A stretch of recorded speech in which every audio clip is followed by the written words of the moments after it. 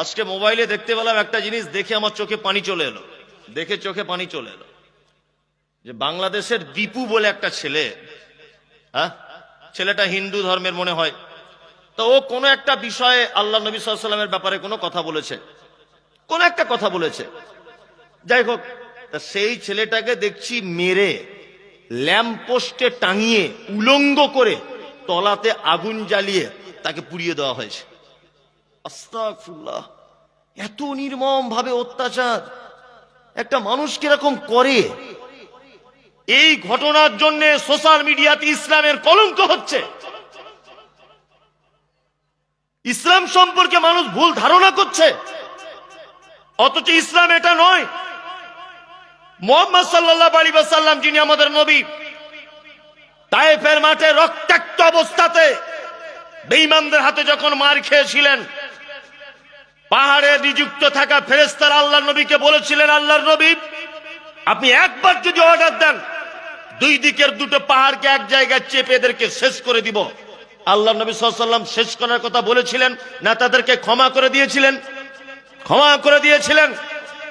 একজন ইহুদি মসজিদে এসে ছচ্ছর করে পেচ্ছাপ করে দিচ্ছে, আল্লাহর নবী সাল্লাল্লাহু আলাইহি ওয়াসাল্লাম তাকে আঘাত করেছিলেন না ক্ষমা করে দিয়েছিলেন?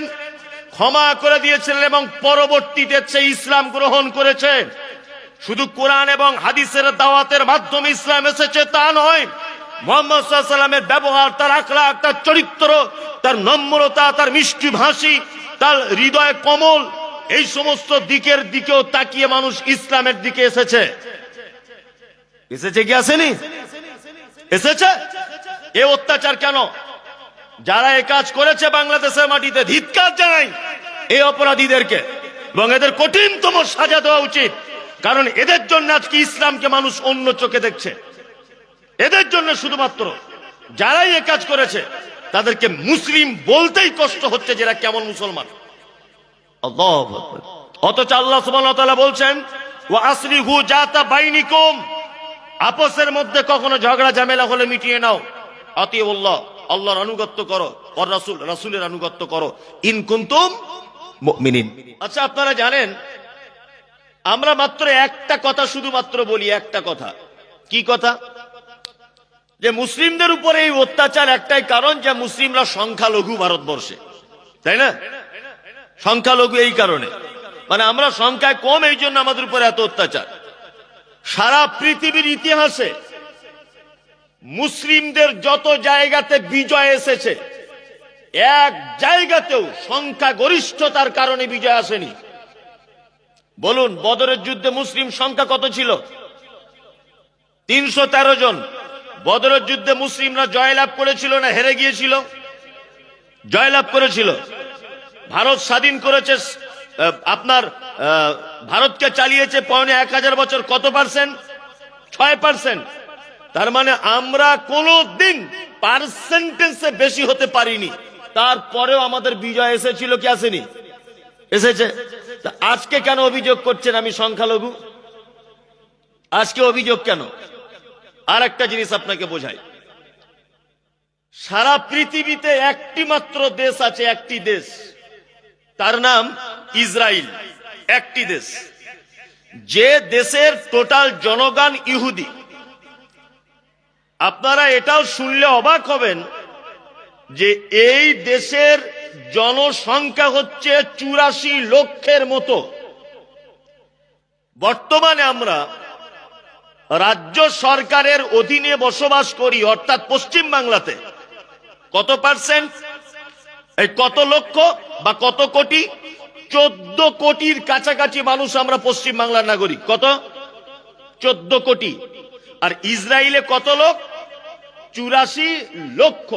মানে আমাদের 14 ভাগের 1 ভাগেরও কম, তাই না? আজকে আপনারা দেখতে পাচ্ছেন আমাদের পশ্চিম বাংলার 14 ভাগের 1 ভাগ কম মানুষ ফিলিস্তিনকে পুরো ধ্বংস করে দিল। আপনারা দেখতে পাচ্ছেন যে ইরানের মতো একজন বৃহত্তম শক্তিশালী দেশকে পর্যন্ত হামলা চালিয়েছে। আপনারা দেখতে পাচ্ছেন ওমানকে পর্যন্ত হুঁশিয়ার দেখাচ্ছে, বেশি টিরিক বিরিক করবি না, তোকে ধ্বংস করে দেব। এত পাওয়ার কিসের? মাত্র 84 লক্ষ লোক দেশের নাগরিক, এতে এত পাওয়ার কিসের?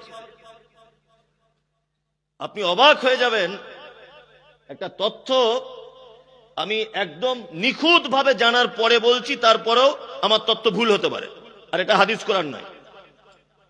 আমি একটা সমীক্ষা দেখছিলাম যে ইসরায়েলের সারা পৃথিবীর 1 নম্বরে আছে শিক্ষায়। 1 থেকে বিএ পাস পর্যন্ত ছাত্রের হার 98.5%। কত? 98.5%। 1 থেকে বিএ পাস, ভালো করে বুঝবেন। 2, পৃথিবীর একটি মাত্র দেশ আছে যে 5 বছর বয়স থেকে 15 বছর বয়স পর্যন্ত কোন ছাত্র যদি স্কুলে না যায়, তার বাপের 3 বছরের জেল খাটতে হবে।